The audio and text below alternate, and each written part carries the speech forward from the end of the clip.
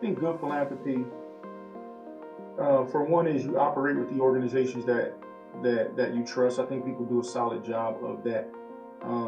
I think good philanthropy from the giver's standpoint is really giving with no strings attached. We're a younger company, we all we have was time to give, right? So we will volunteer a bunch of time to give to the community.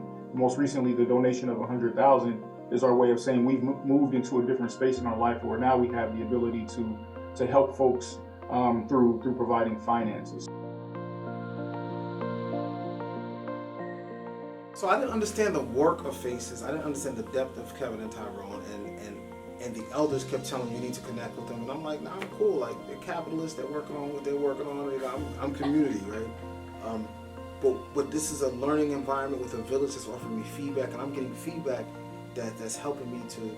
And we're talking about years. We're not talking about overnight. I just said, oh, okay. You know, I knew them. We were on boards together and meetings together, but they were about their money, and I was about, you know, social justice. Faces is a PR marketing and development firm really aimed at bridging the gap between business and community in a way that values the community as more than consumers, but really as people and valuable parts of our business, as both client and employees of our businesses, or of our clients' business, I should say.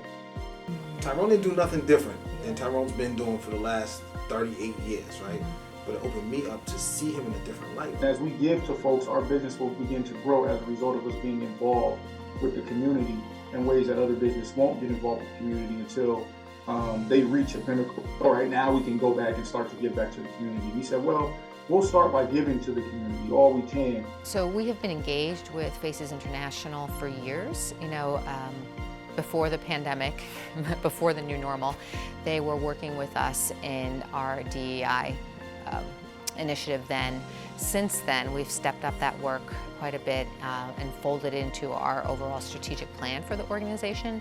And Faces has stepped up, and they're working with us to make sure that you know we're doing more than checking boxes. We thought, for one, Da Vinci moving to City Center was awesome, but for two, we wanted to make sure we could do whatever we could to prevent some of those barriers of entry into the Da Vinci Science Center. Da Vinci does a wonderful job at, you know, giving out free family passes, trying to minimize the barriers, but they're receiving a lot of funding from other white-led organizations, and sometimes it seems like folks of color don't donate and put up for the community to have access to those things. So we wanted to kind of set the tone and say, but Black philanthropy is real, and we can help, you know, our community by providing funds, not just time and energy.